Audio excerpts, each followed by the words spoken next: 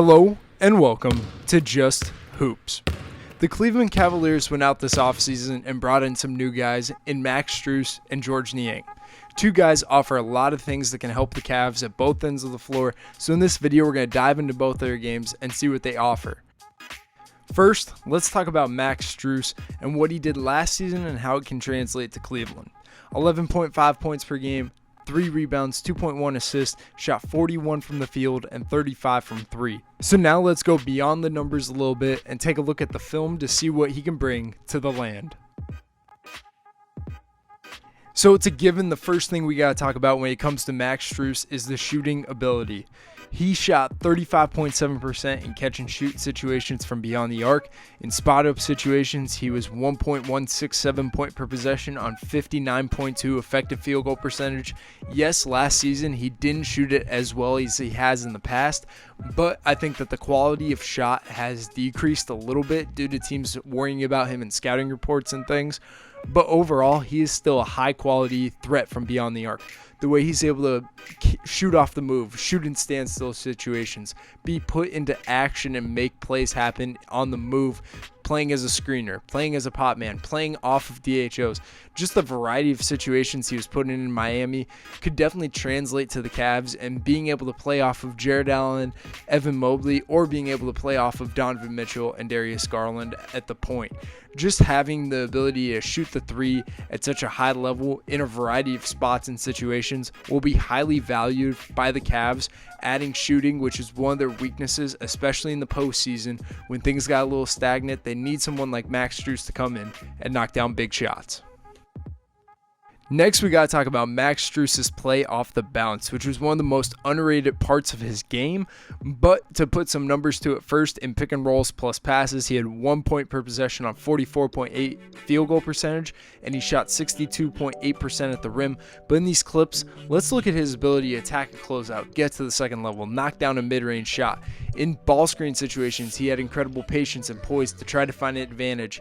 When it came to his mid-range shot, he did just as good in the second level as he did at the first level, getting his feet down, finding angles, creating space, and knocking it down with great elevation. I think that going to Cleveland, he's going to have a lot of opportunities to attack closeouts, make plays like that in secondary ball screen situations, early offense situations, just being able to have the ball in his hands and be comfortable as a scorer and also as a playmaker.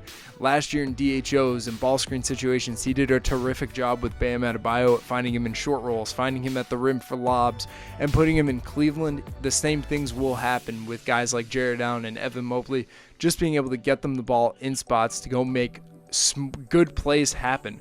Having a guy like Strus who could stretch the floor and also create off the bounce will be big time when things get a little stagnant, especially later in the season and playoffs for the Cleveland Cavaliers.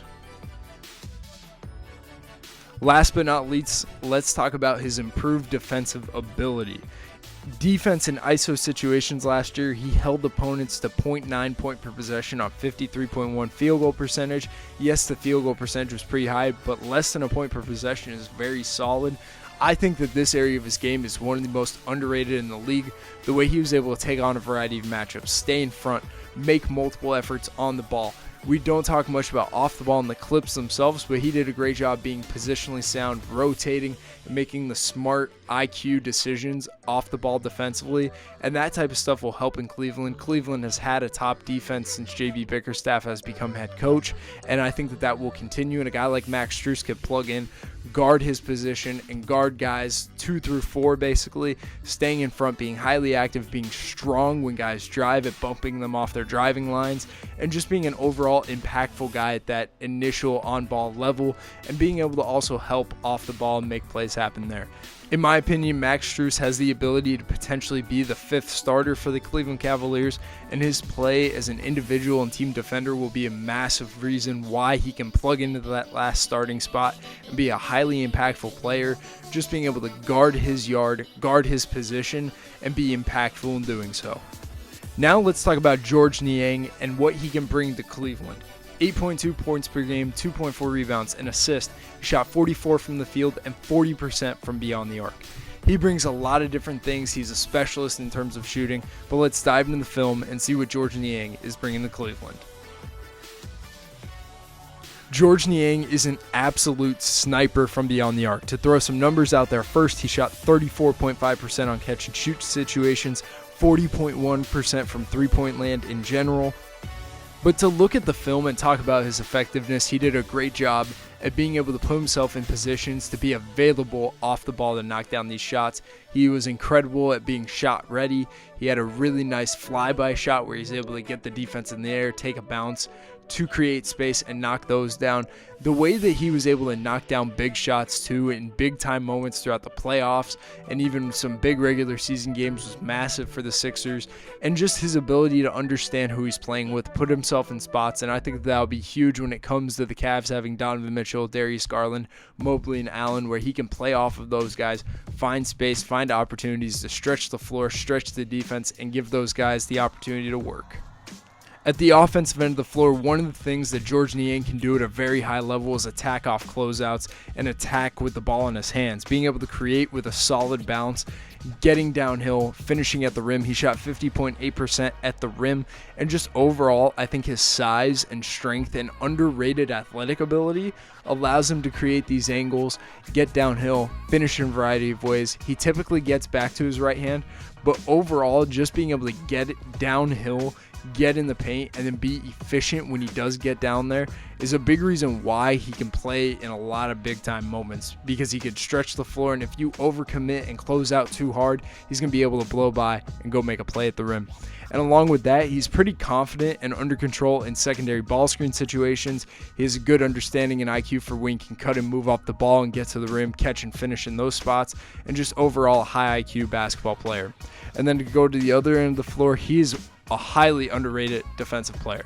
Most of the time, he is used in shows and he's hidden on the defensive end of the floor, but the Sixers were more lenient with switching him later in the season, and he did a great job. The way he was able to be active, slide in his stance, use his size as an advantage at bumping guys off their drives. He has good length, he has good strength, and it's hard for guys to find advantages against that.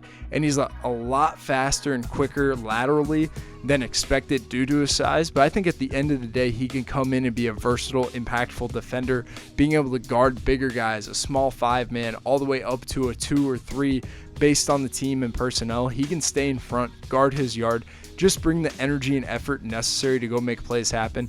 And as we said with Max Strus, the Cavs have had a top defense in the league, and I think Georges Niang offers something that he can come in and not be a minus at this end of the floor, come in and bring energy and just be a spark plug off the bench by getting a stop, getting a rebound, making a big three.